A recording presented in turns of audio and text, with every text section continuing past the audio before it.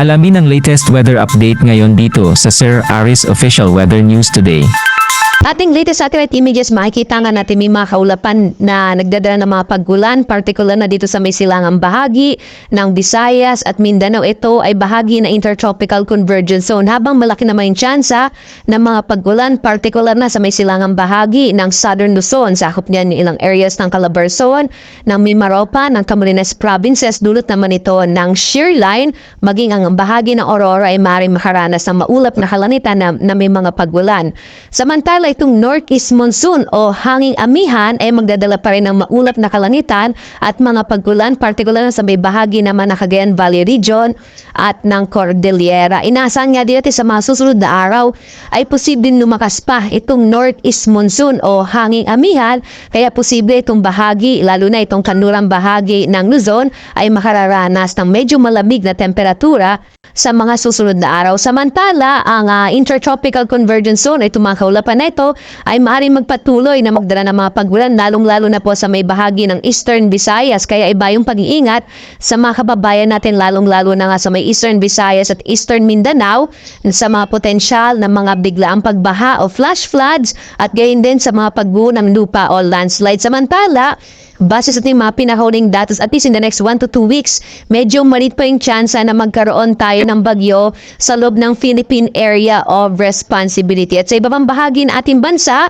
ay makararanas naman ng generally fair weather, pero posible pa rin yung mga isolated rain showers and thunderstorms. At dito nga sa Luzon, inaasahan natin ang malaking tsansa ng mga pag-ulan, particular na sa may bahagi ng Aurora, ang Quezon, gayon din sa may area ng Camarines Norte, Camarines Sur, ilang bahagi din po ng Oriental Mindoro, kasama yung Marinduque, yan ay dulot ng shear line o yung banggaan ng mainit at malamig na hangin. Samantala, ang northeast monsoon pa rin ang magdadala ng mga mahihinang pag-ulan, lalong-lalo na sa may bahagi ng Cagayan Valley at gayon din sa Cordillera. At kagayang binanggit ko kanina, inasa ating lalakas itong northeast monsoon o hanging amihan sa mga susunod na araw. At sa iba pang bahagi ng Ilocos region, kasama ang Central Luzon, ay asahan din yung mga isolated light rains, habang dito sa may bahagi ng Kamaynilaan at nalabing bahagi ng Calabarzon at Mimaropa ay makararanas ng mga isolated rain showers and thunderstorms. Although generally fair weather po tayo dito sa may southern part ng Luzon.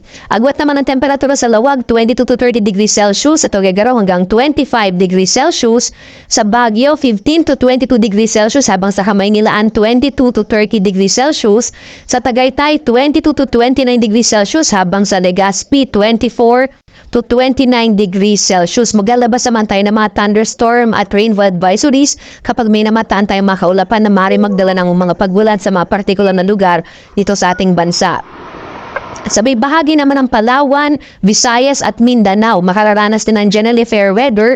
Ang bahagi ng Palawan, di ba na lamang sa mga isolated rain showers and thunderstorms. Sa Calayan Islands, 24 to 30 degrees Celsius ang ang temperatura. Sa Puerto Princesa, 24 to 30 degrees Celsius din. Malaki naman yung tsansa ng mga pag-ulan sa may bahagi ng Eastern Visayas. Mag-ingat po kayo, lalo na sa mga potensyal ng mga flash floods and landslide. Ito ay dulot ng mga epekto ng mga kaulapan na dala ng intertropical convergence zone or ITCZ. Sa iba pang bahagi ng Visayas ay makararanas naman ng mga isolated rain showers and thunderstorms. So, kadalasan nangyayari yan sa hapon hanggang sa gabi. Agwat ang temperatura sa Iloilo, nasa 25 to 31 degrees Celsius. Sa Cebu, 25 to 31 degrees Celsius. Habang sa Tacloban, 25 to 30 degrees Celsius. Malaki din yung tsansa ng patuloy na pag-ulan, partikular na sa may silangang bahagi ng Mindanao, yung area ng Caraga at Davao region. Nakapagtala na tayo ng mga katamtaman na sa kumisay malalakas sa mga pag-ulan, lalong-lalo na sa may Davao region. Iba yung pag-ingat po sa mga kababayan natin sa mga potential nga ng flash floods and landslides.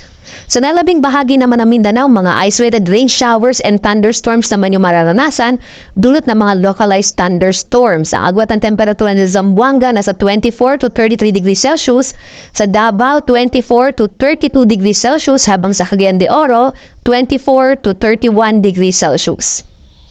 At sa ngayon nga, may nakataas tayong gale warning partikular na sa may Batanes at Babuyan Islands, dulot yan ng northeast monsoon. At posibleng madagdagan pa ito sa mga susunod na araw dahil ngayon nasa atin nalalakas itong hanging amihan at maaari magdala ng mga malaking pag-alo ng karagatan. Iba yung pag-ingat mo, lalong-lalo na sa mga maliliit sakyang panda at maliliit na mga bangka sa bahagi ito ng ating bansa. Lalo't lalo inaasahan natin yung malakas na ihip ng hanging amihan.